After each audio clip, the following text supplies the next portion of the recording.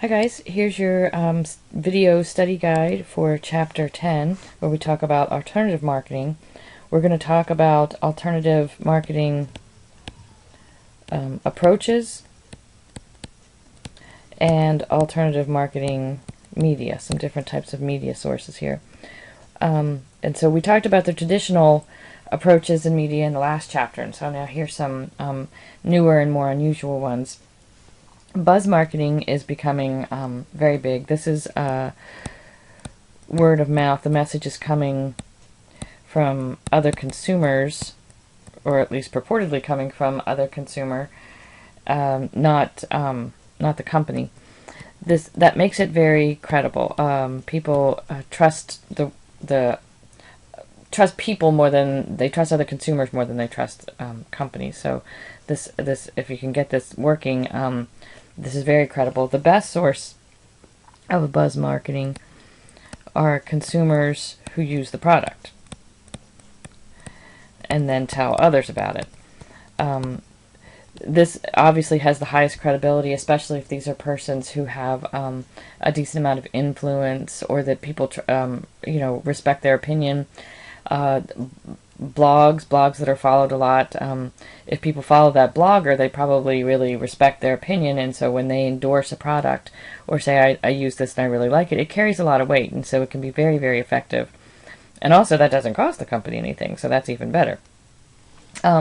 You can also have sponsored consumers, and these are people who are they're regular people, and they're out there encouraging people to use the product, but they're doing so because they are paid by the company to do so, and they need to be honest about that and say that I'm a paid sponsor. And you can see that on blogs too. If you follow those, you can see where they're saying I'm paid by this, but I really do love this product. And so it's a little less credible when they know they're getting paid, but you do need to be honest about that.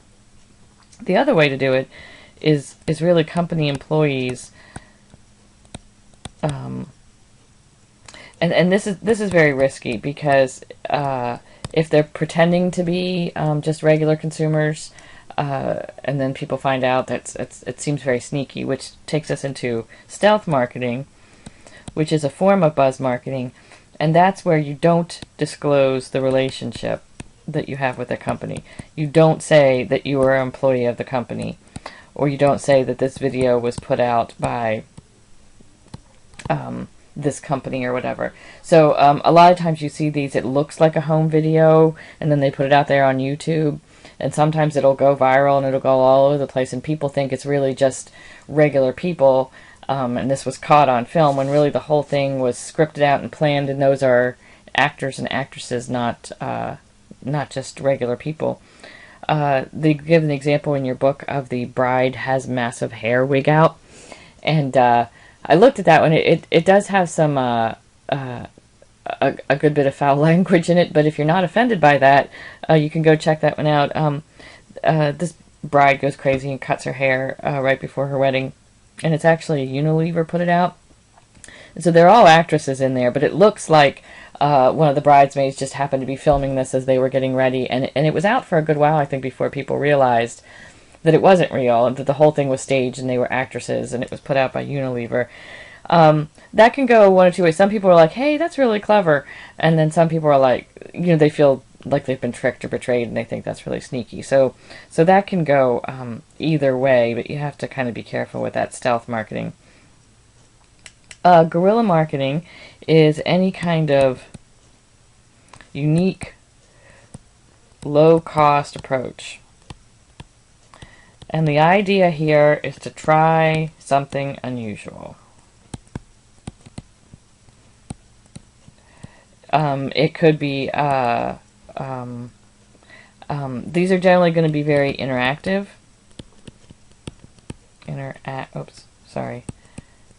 Interactive. Very creative. Generally, very energetic. That looks like angry. Energy. There we go. This is an example in your book that kind of compares traditional marketing to guerrilla marketing. Again, here's this energy and imagination. A lot of small businesses will use these. The focus is on profits, whereas traditional it's on sales, because I said these are low cost things. So if I can generate sales without a lot of money, as opposed to spending a lot of money to increase sales, I can increase my profits. These are a lot of times focused on existing customers and referrals rather than adding new customers. A lot of times these are aimed at individuals and small groups rather than large mass marketing efforts. So those are some of the difference. But these are, and people are getting more and more creative with this kind of thing. But these are kind of just, the idea again is just to try something unusual that people haven't done before and grab people's attention that way. Experiential marketing is kind of interactive direct marketing. We'll talk about direct marketing in the next chapter, I think, but it's generally not super interactive. So this would be a perfect example of this would be giving out free samples at some sort of special event. Last week on campus we had a job fair, and so there was tons of companies there and just giving out all kinds of freebies, promotional things with their name on it, or free samples, or that kind of thing. So that would be experiential marketing. They're there for a job fair, but then they're doing some marketing while they're there. Product placement is another big one. This is where you are going to insert your brand or your product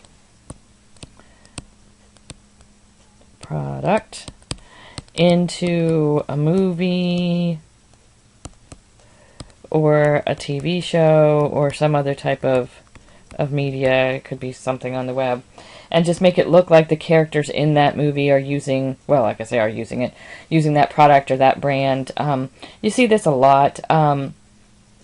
Again, for certain demographics, this can be very, very effective because they're very much influenced by what they see people using. So if you see somebody on your favorite show drinking a Coke or using an Apple computer, so those types of things would be product placements. James Bond is famous for the cars. That's product placement in there. BMW or whoever getting their car on there.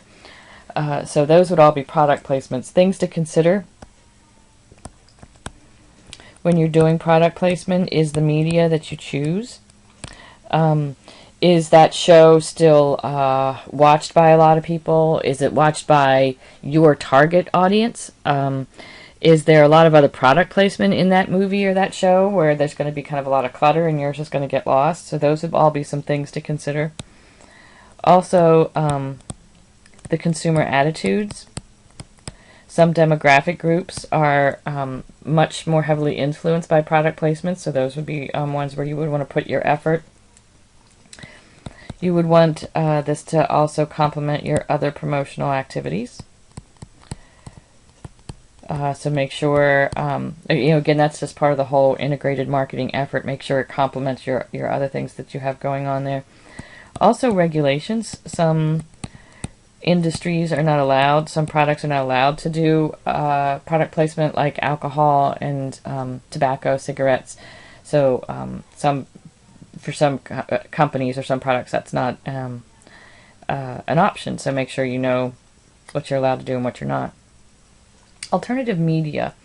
The goal here with alternative media is to cut through all that clutter. If people pick up a magazine, there's tons of ads in it. If people watch TV, there's tons of ads, and people tend to kind of tune that out. So the idea here is to find new ways to reach people. Get your message out there where other people aren't, so that you're the only message out there. And so cut through that clutter. So as a result, you're looking for unusual places. I want to advertise where nobody else is advertising, and I think pretty soon that's going to be impossible because there's advertisements everywhere. Now you can't look at your phone without an advertisement. But look for unusual places. Some of the venues that are developing are video games, and this is becoming a big one. There's a lot of different ways to do that in the game, pop-up things. Also, there's adver games.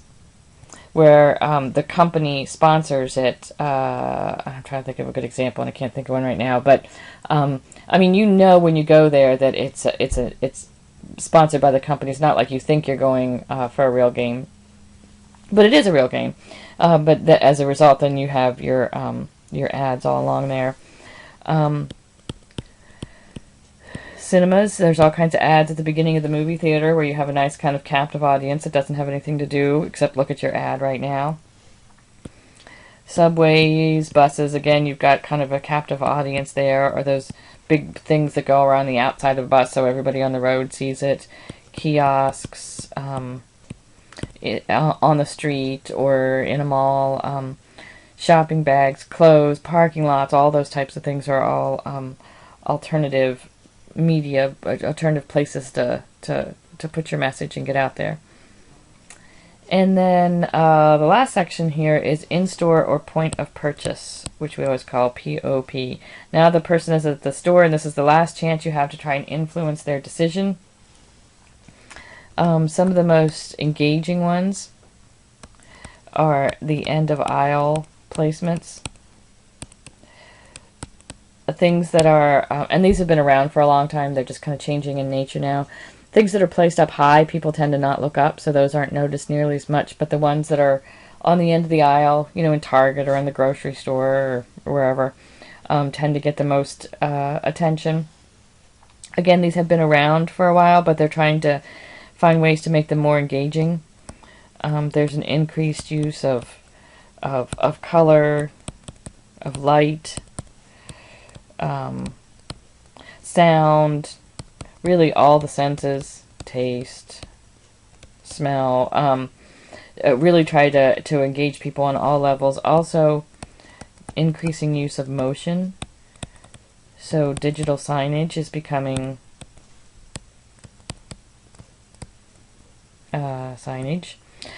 becoming more and more popular. Also, video screens incorporated into the point of purchase display. Again, anything to kind of grab their attention, engage them, make sure they don't just walk right by it without looking at. Now, these can be tricky, but you can make them more effective by making sure you remember that you really only have a very, very short time to grab their attention and get your message across. So you have to make sure that the display very clearly and concisely communicates the product's attributes. Communicates product attributes. You don't have a lot of time to grab their attention, so you have to make a very succinct offer. You have to make sure it's very easy to understand.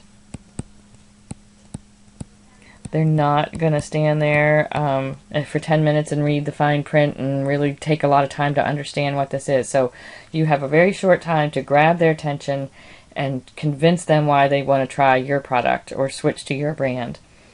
It's also going to be more effective if you can integrate with your other marketing efforts. So, for instance, using the same logo that people are going to recognize, or keeping the same theme that is in your other advertisement. So when they see that and they see that color scheme or that font or that image, they remember that they saw that on TV or in that magazine, and so you've done a little bit farther to get that recognition and get straight to the message there. So those are some things to make your point of purchase more effective. And that's a summary of Chapter 10.